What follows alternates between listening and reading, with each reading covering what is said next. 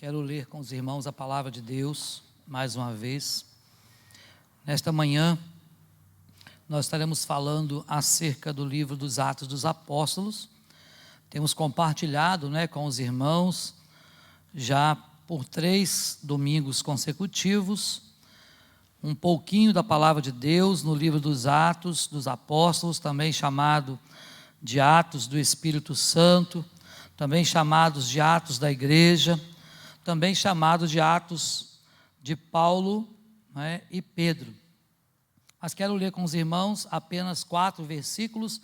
Vamos falar de todo o capítulo 4 nesta manhã, mas quero ler apenas os primeiros 4 versículos desse texto, então, para a nossa edificação nesta manhã. Nós estaremos lendo na versão, então, que temos lido, da Bíblia King James, está lá no nosso data show, no telão, para você poder acompanhar, ou na sua Bíblia também, porque a palavra é a mesma. Diz assim a palavra do Senhor: Falavam eles ainda ao povo quando sobrevieram os sacerdotes, o capitão do templo e os saduceus, ressentidos por ensinarem eles o povo e anunciarem em Jesus a ressurreição dentre os mortos. E os prenderam, recolhendo-os ao cárcere até o dia seguinte, pois já era tarde. Muitos, porém, dos que ouviram a palavra a aceitaram, subindo o número de homens a quase 5.000. Agora, na versão da Bíblia King James, diz assim a palavra: Enquanto Pedro e João estavam falando ao povo, chegaram os sacerdotes, o capitão dos guardas do templo e os saduceus. Eles estavam muito perturbados porque os apóstolos estavam ensinando o povo e proclamando em Jesus a ressurreição dos mortos. Então prenderam Pedro e João e os lançaram ao cárcere até o dia seguinte, pois já estava anoitecendo. Entretanto, muitos dos que tinham ouvido a pregação aceitaram a palavra, chegando o número dos homens que creram próximo a 5.000. Amém. Que o Senhor aplique essa palavra ao meu e ao seu coração nesta manhã. Meus irmãos, como nós já estamos compartilhando nesse tempo aqui, nesses domingos, já esse é o 4º domingo que falamos sobre o livro dos Atos dos Apóstolos. Hoje, no capítulo 4, vai nos falar acerca de algumas questões muito importantes, principalmente sobre a questão do trabalho, de nós não deixarmos de falar do amor de Jesus. Muitos crentes, quando são coagidos, muitos crentes, quando recebem aí alguma instrução contrária à pregação do Evangelho, talvez ficam envergonhados, talvez ficam com medo, quem sabe, de perder um emprego. Aqui no trabalho não pode falar de Jesus, então você acaba não falando nada, com medo de perder o emprego. Em outros momentos, por exemplo, na família, você se sente envergonhado porque a família não é crente, então você acaba se sentindo constrangido por ser você somente ali crente, e você então acaba não falando do amor de Deus para as pessoas. O fato, meus irmãos e irmãs, é que todo o tempo nós fomos chamados para a pregação do Evangelho, fomos chamados para falar do amor de Cristo às pessoas, e nós sabemos que este mundo que nós vivemos precisa da luz. E a Bíblia diz que nós refletimos a luz verdadeira, que é a luz que é Cristo Jesus. E nós precisamos andar nessa luz, para que andando nela, possamos refletir essa luz para as outras pessoas. No capítulo 3, você vai ver que Pedro oferece cura, e nós falamos isso semana passada, oferece cura para um coxo, um aleijado. Era um aleijado de nascença, que tinha mais de 40 anos, naquele momento em que se encontrou com Pedro e com João. Então aquele homem, 40 anos, está aí no versículo 22 do capítulo 4. Ora, tinha mais de 40 anos aquele em quem se operara essa cura milagrosa. Então observe, lá no capítulo 3, diz que ele era coxo de nascença. Agora no capítulo 4 diz que ele tinha mais de 40 anos. Então eram mais de 40 anos que um aleijado estava lá, sem poder andar, mendigando à porta do templo. É claro que na sua infância certamente isso não aconteceu, enquanto seus pais puderam cuidar dele. Mas depois amigos o colocavam todos os dias na porta formosa do templo, para que ele lá pudesse pedir esmolas. Bem, Pedro e João agora são presos, e vamos ver um pouquinho do contexto, e ao longo do contexto, nós vamos poder nos identificarmos, cada um de nós, dentro do contexto histórico da palavra. É isso que eu gostaria que os irmãos pensassem comigo nesta manhã. À medida que nós formos identificando o contexto ao qual aconteceram esses episódios, que eu e você possamos tentar nos transportar para esse lugar, nos inserindo dentro dessa história. Eu não sei os irmãos, mas eu, quando leio as histórias bíblicas, e principalmente quando não são parábolas, porque as parábolas não são histórias verdadeiras, são contos, criados por Jesus e por algumas outras pessoas para ilustrar alguma coisa, mas quando nós observamos uma história como esta, eu gosto de me transportar para lá, pensando se eu estivesse lá, como seria a minha vida naquele momento. Pois bem, o texto que nós lemos nos mostra agora Pedro e João, que foram presos pelos sacerdotes. Os sacerdotes, vocês já sabem muito bem, Anás, Caifás, Alexandre e outros estavam lá, e aqueles homens exerciam não somente a autoridade espiritual, como também exercia a autoridade civil. Eles tinham autoridade militar para mandar prender, para mandar colocar no cárcere, para mandar açoitar, dar chibatadas. E isso aconteceu com Paulo, por exemplo, que o texto diz que Paulo e Silas estiveram numa prisão e levaram uma quarentena de açoites, menos uma, várias vezes. Então, aqueles homens, aqueles sacerdotes, tinham autoridade para mandar prender, para poder levar a julgamento perante César e perante os governadores. Então, havia um povo investido de autoridade. Também, eles levaram o capitão do templo, o capitão da guarda do templo, para prender ali naquele momento, para prender Pedro e também João. Mas também havia um outro povo ali interessante, que talvez você ainda não tenha ouvido falar deles, os chamados saduceus. Os saduceus, na verdade, eram uma seita helenista presente na região da Judéia, formada por descendentes de Zadok, que era da linhagem sacerdotal. Aquele povo chamado de saduceus, eles controlavam o templo, eles negavam a providência divina e qualquer ensino sobre os decretos de Deus. Então era um povo que não cria nas Escrituras. Para eles, Deus não interferia na história. Para eles, Deus criou e largou a sua criação ao seu bel prazer, para que o destino pudesse dar conta de cada um. Então eram chamados de humanistas, onde o homem é quem faz o seu próprio destino. Então os saduceus eram um grupo de pessoas que controlavam a parte religiosa no templo naquela época. E eles então, junto com os sacerdotes, junto com o capitão da guarda do templo, prenderam então ali Pedro e João. Pois bem, aquele homem, Pedro, e aquele homem chamado João, apesar de estarem agora presos, eram servos do Senhor. E eles foram interrogados e eles foram colocados diante do sinédrio e eles começam ali a ser interrogados porque estavam fazendo milagres. Olha bem, por que eles estavam pregando a transformação? Por que eles estavam pregando ressurreição dentre os mortos? Aqueles homens foram interrogados sobre curas, por fazer o bem. E a Bíblia diz que quando a gente faz o bem, contra estas coisas que são chamadas de fruto do Espírito, não há lei. Isto é, você não pode ser condenado por fazer o bem. Imagina, se você agora, por fazer o bem, fosse condenado também.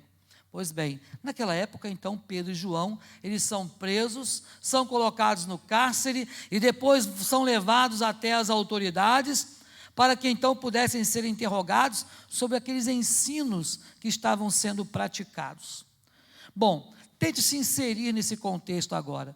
Quantas vezes nós também não somos interrogados por pessoas que não conhecem a Jesus ou que não simpatizam com o Evangelho, Pessoas que dizem assim: olha, eu não quero mais que você fale desse Jesus para mim, eu não quero mais que você pregue esse negócio de Bíblia para mim, eu não quero mais que você fale desse Deus para mim. Talvez você já tenha ouvido alguém falar isso para você. Isso acontece principalmente muito dentro da família. Quando algum familiar não é crente, né, não é convertido ainda, então você, por pregar o evangelho, aquele familiar fala assim: olha, para com esse negócio, o dia que eu quiser ir na igreja eu vou, o dia que eu quiser servir a Deus eu vou servir. Talvez você já tenha ouvido falar desta forma de alguém. Pois bem, Pedro então aproveita a oportunidade, já que estava ali, diante da autoridade, diante dos líderes, para mais uma vez fazer aquilo para o qual ele foi chamado: pregar o evangelho. Pedro aproveita a ocasião de estar sendo interrogado por algo que não foi ele quem fez, mas foi o Espírito Santo através dele, para agora falar não ao povo, mas para falar aos líderes, para falar aos sacerdotes, para falar ao capitão da guarda, para falar para os saduceus, para que eles também pudessem ouvir a verdade. E Pedro, irmãos, não se engane, Pedro era um homem iletrado. Se você observar, o povo fala, aquelas autoridades, no versículo 13 que nós lemos, olha o que diz aí a palavra de Deus. Diz assim, ó: ao verem a intrepidez de Pedro e João, sabendo que eram homens iletrados e incultos, admiraram-se. Olha só, Pedro toma a palavra, já que ele teve oportunidade de falar, e aí eu quero chamar a atenção dos irmãos para esse detalhe: nós não podemos perder a oportunidade de falar do amor de Deus para as pessoas. Muitas vezes, meus irmãos e irmãs, nós perdemos a oportunidade de falar do amor de Jesus. Mas Pedro não perdia a oportunidade. E no momento em que ele foi interrogado, o que ele faz? Ele começa a falar do amor de Deus. Se você observar, olha o que está escrito aí no versículo 8. Então Pedro, cheio do Espírito Santo, lhes disse: autoridades do povo e anciãos. Olha só para quem ele estava falando. Só para a nata da sociedade. Ele estava falando ali só para os líderes religiosos. Mas agora ele teve uma oportunidade, uma janela se abriu para que ele pudesse pregar o evangelho. Mas algo nos chama a atenção nesse versículo 8, que eu gostaria de que você pudesse pensar. No versículo 8 diz que ele estava cheio de quê? De raiva, de ira. Ele estava cheio de si próprio? Não, ele estava cheio do Espírito Santo. Irmãos, para que alguém fale do amor de Deus, para que alguém pregue o evangelho com ousadia, com intrepidez, com verdade, precisa estar cheio do Espírito Santo de Deus. Pastor, mas como é esse negócio de estar cheio do Espírito Santo de Deus? É ter intimidade com Deus, é ter intimidade com o Senhor. Talvez você pense: ser cheio do Espírito Santo é plantar bananeira, é pular, é sair saltitando. Não tem nada a ver com isso. Tem a ver com uma intimidade tão grande que você vai ouvir o Espírito Santo falando dentro do seu coração a cada momento. Nas oportunidades que Deus te der, você vai ouvir Deus falando. Prega, fala, insta, quer seja oportuno, quer não. Então, quando nós estamos cheios do Espírito Santo, falamos com autoridade. Pedro estava cheio do Espírito Santo. Observe que ele, desta forma, ele fala para as autoridades, e ele fala de Jesus. Olha só, ele diz assim: olha, visto que hoje, versículo 9, nós somos interrogados a propósito do benefício feito a um homem enfermo, e do modo por que foi curado. Aí ele começa a falar de Jesus. Então, olha, eu quero falar para vocês, que vocês, todo o povo de Israel, sabe, vocês crucificaram Jesus, o Nazareno, vocês o mataram. E aí Pedro começa, ó, dar só chicotada no lombo daquele povo, mostrando para eles que de fato eles também precisavam reconhecer que fizeram uma grande bobagem na vida deles, que foi crucificar o nosso Senhor e Salvador Jesus Cristo. Pedro não perdeu a oportunidade. E nós? Será que nós também aproveitamos as nossas oportunidades? Será que quando Deus coloca alguém diante de nós, às vezes na lotação, às vezes no consultório médico, está lá esperando para ser consultado, e você tem a oportunidade de falar do amor de Deus para alguém? às vezes em algum lugar, na fila do banco, na fila do INSS, sei lá, aonde você estiver. Será que nós temos aproveitado também as nossas oportunidades? Você percebeu que o hino que nós cantamos, o primeiro hino, nos fala que nós devemos trabalhar, não é isso? Que há trabalho certo para nós, que é a pregação do Evangelho. Também lemos o texto de Isaías 61, dizendo que o Senhor nos ungiu para pregar.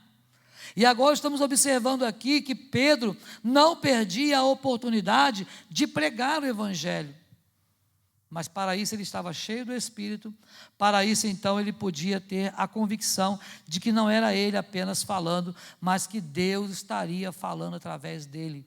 Irmãos, é muita ousadia, é muita intrepidez, né? Pedro falar diante de uma acusação, ele pegar e falar para aquele povo que eram os seus acusadores, dizendo: olha, vocês também estão errados. Isto é, ter capacidade de falar de Cristo, mesmo quando as pessoas não querem ouvir. Talvez esse seja um desafio para nós nos dias de hoje.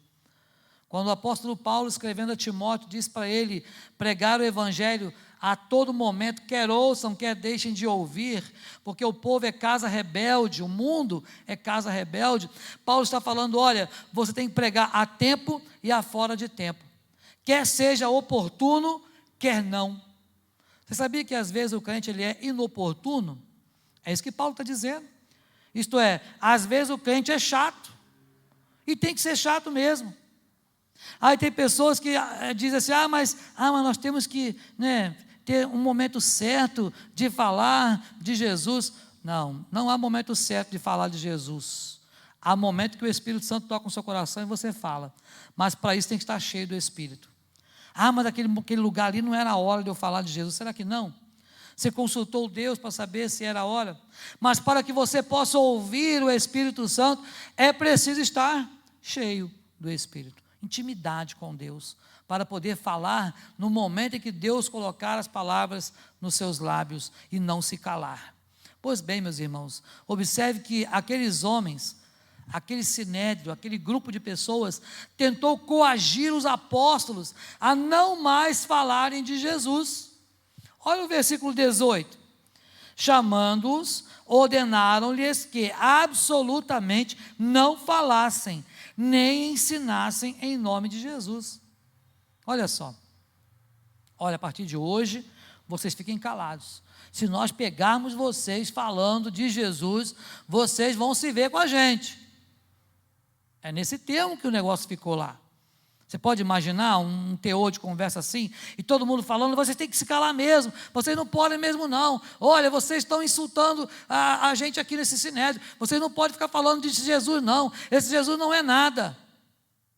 Foi dessa forma, não foi de uma forma carinhosa, não foi de uma forma hospitaleira, que chegaram, passaram a mão na cabeça de Pedro: meu filho, olha só, não prega o Evangelho mais aqui não, a gente está pedindo para você encarecidamente. Não. Eles foram coagidos, olha só, foram coagidos, eles foram ali colocados diante da parede, falaram: se vocês falarem, vocês vão se dar mal, pensa bem no que vocês estão fazendo. Aí vocês se lembram qual foi a resposta deles? Os apóstolos naquele momento demonstraram a convicção em quem eles criam, eles demonstraram a convicção para quem eles serviam, a quem eles serviam. Observe o que eles dizem. Mas Pedro e João lhes responderam, versículo 19: julgai se é justo diante de Deus, ouvir-vos antes a vós outros do que a Deus, pois nós não podemos deixar de falar das coisas que vimos e ouvimos. Aqui tem para nós mais uma lição importante, mais uma lição muito relevante para o nosso tempo. Não podemos deixar de falar. Isso quer dizer o quê? Que eu tenho que demonstrar a convicção que eu tenho no meu Salvador, a convicção que eu tenho do meu Deus. O meu Deus é fiel, o meu Deus é bom, o meu Deus é o Todo-Poderoso. Então eu preciso demonstrar essa convicção. Agora, irmãos, a palavra de Deus diz que aquele que duvida é semelhante à onda do mar, não é isso? Semelhante à onda do mar, que o vento leva para onde quer. Nós não podemos duvidar de que o Senhor está conosco, não podemos duvidar daquele Deus que nós servimos e amamos. E Pedro e João demonstraram isso mesmo ali diante do risco iminente de sofrer talvez ali chibatadas, quem sabe ser levado a um julgamento e ser até morto ou mortos. Mas o fato é que eles demonstraram a sua convicção de que eles sabiam em quem eles estavam crendo, eles sabiam que o Deus que eles serviam era o Todo-Poderoso e que nada nem ninguém poderia calar, porque é muito melhor nós falarmos e obedecermos a Deus e das coisas de Deus do que obedecermos aos homens. Pense nisso, meu irmão. Isso é algo importante para nós vivermos nesse tempo. Mas também algumas coisas importantes estão aí nos versículos de 23 a 31.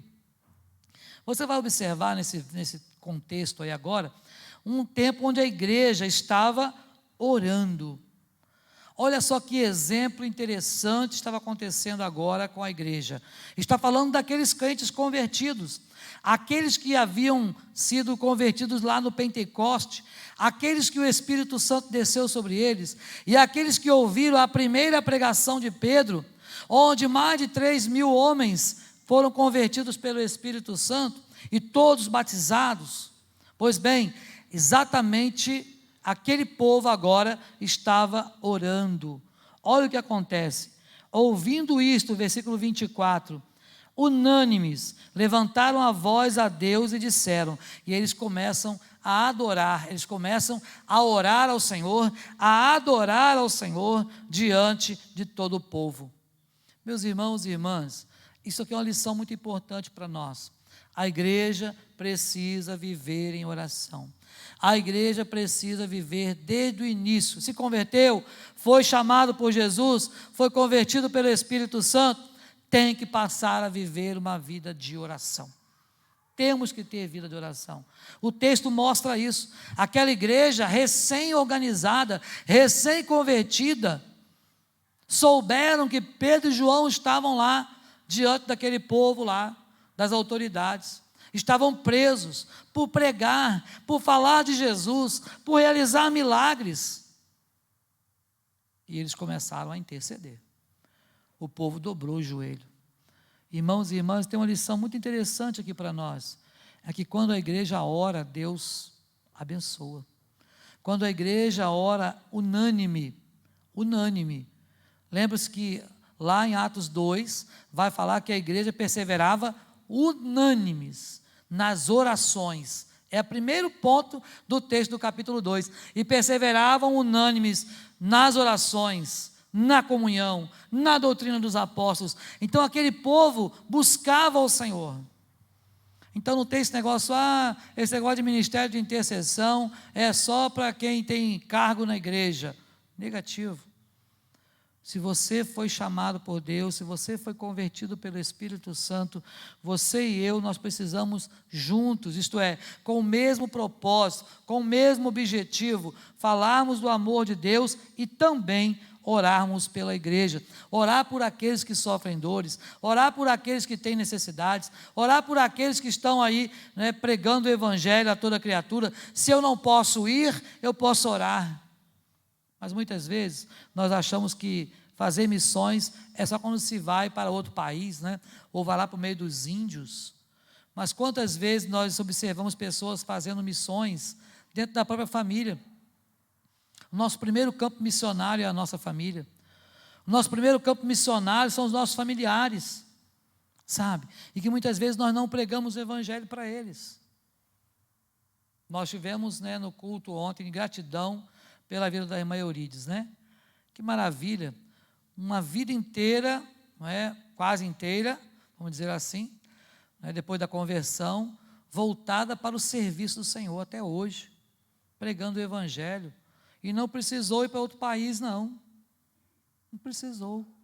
Por isso observamos aqui que Pedro e João pregavam o evangelho, mas havia uma igreja que intercedia pelos seus líderes.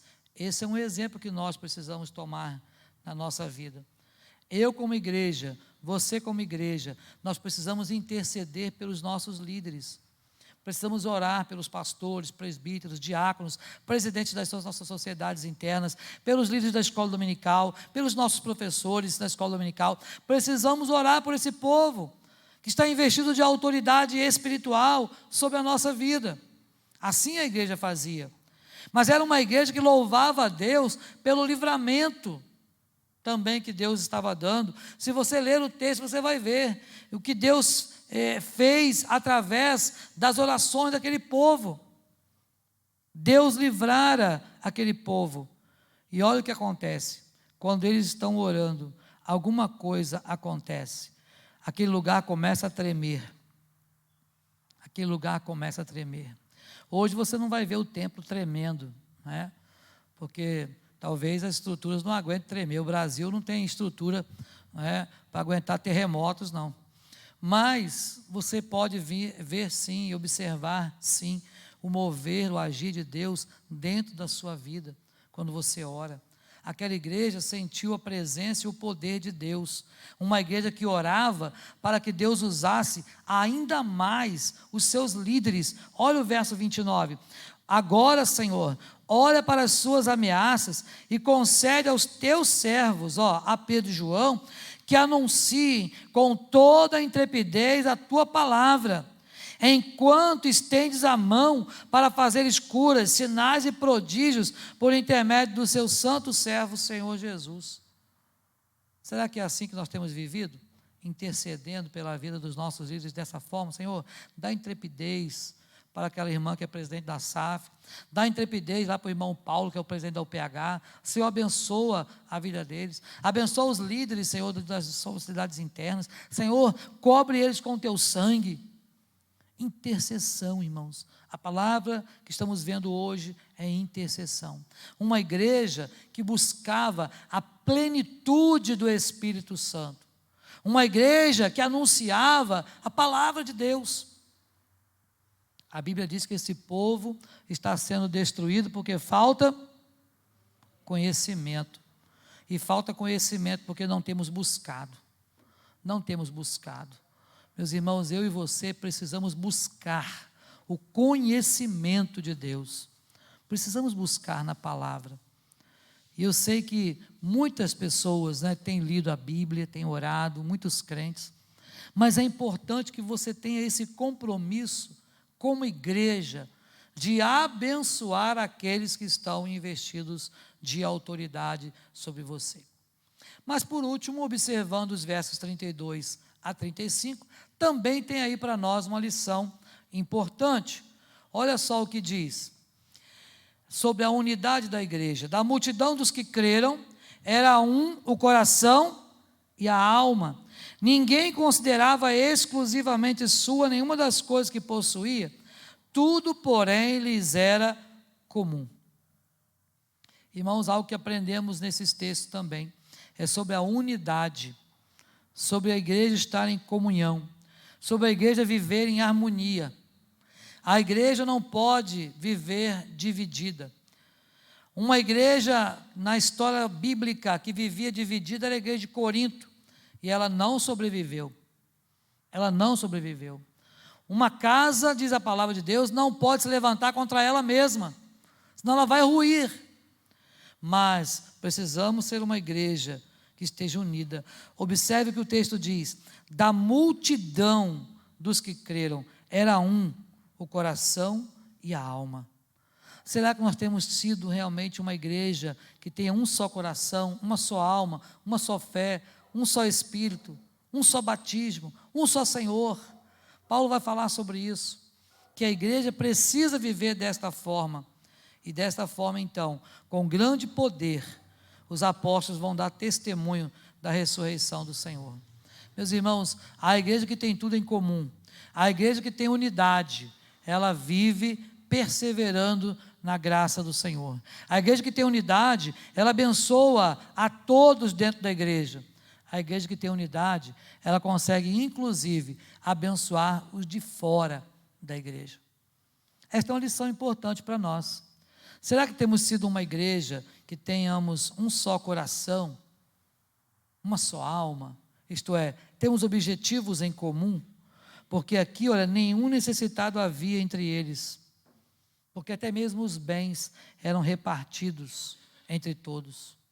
Quando Pedro, ele prega a palavra nesse sermão dele aqui, se você observar o que acontece, é que a igreja é acrescida de novo, e chega a 5.000, olha só, 5.000 homens, fora as mulheres e crianças. Então, se você contabilizar isso, uma conta simples, você vai passar aí de 20.000 pessoas convertidas, salvas por Jesus. Foi o momento de maior crescimento da igreja, foi o primeiro século. O primeiro século foi o momento onde a igreja cresceu assustadoramente. Por quê? Porque as pessoas tinham sede de Deus, as pessoas tinham sede de pregar o evangelho. O novo convertido tem vontade de pregar o evangelho, não é verdade? Mas depois que passa de 1 ano, 2 anos, 3 anos, você só prega o evangelho se for perguntado. Você é crente? Aí você, eu vou na igreja tal lá. Às vezes temos vergonha de dizer até que somos lavados e remidos no sangue do Cordeiro. A gente fala assim, eu vou na igreja. Ir à igreja não significa que você é salvo, convertido, não. Meu irmão e minha irmã, vamos aprender com as Escrituras. O texto bíblico sobre a igreja dos Atos dos Apóstolos está nos ensinando algo importante para nós nesta manhã. E a última coisa que está nos ensinando é ter um coração agradecido para retribuir a Deus com aquilo que o Senhor nos dá. Observe que Barnabé, ele vendeu uma propriedade e depositou todo o dinheiro, não foi o dízimo não, todo o dinheiro aos pés dos apóstolos. Ah, pastor, mas espera aí, hoje tem que fazer isso? Não é isso que nós estamos falando, pelo contrário, estamos falando que é preciso ter gratidão no nosso coração, porque quem tem gratidão é fiel, quem reconhece que Deus tem dado tudo, realmente entrega e devolve o seu dízimo, quem reconhece que Deus tem dado tudo, tem um coração ofertante, abençoa pessoas que vêm ao seu encontro com alguma necessidade real e urgente. Ah, pastor, mas se for ajudar todo mundo, daqui a pouco eu estou pedindo. É verdade, do jeito que estão as coisas hoje em dia, né? Mas o que nós precisamos entender é que aqui não estamos falando apenas da questão financeira, mas o texto está falando de um coração que é um coração grato, de uma maneira tão elevada, que consegue oferecer a Deus o seu melhor, o seu tudo. O que eu quero dizer hoje com isso é que nós precisamos oferecer a nossa vida para o Senhor. O nosso melhor é a nossa vida. O nosso tudo hoje é o nosso coração. E oferecer a Deus o nosso coração é o que de melhor nós podemos fazer para o Senhor. Então, meus irmãos, nesta manhã, eu queria que você pudesse então gravar essas coisas no seu coração e pudesse se inserir nesse contexto da igreja de Atos e falar, eu faço parte desse povo. Esse povo que lá atrás foi convertido pelo Espírito Santo. E esse evangelho veio até chegar à sua casa, à sua vida, à sua família. É o mesmo evangelho. Então, esse mesmo Deus, esse mesmo Espírito que impulsionou Pedro, João, Paulo e tantos outros, é o mesmo Espírito que pode impulsionar você e a mim a fazer a vontade dele, em nome de Jesus. Amém? Deus te abençoe a viver o evangelho verdadeiro, genuíno, pleno, que o Senhor quer de cada um de nós. Não negligencie o evangelho do Senhor Jesus, porque se você deixar, se eu deixar, as pedras vão clamar, e já tem muita pedra clamando por aí. Então vamos ficar atentos, para que possamos abençoar outras vidas no nome de Jesus.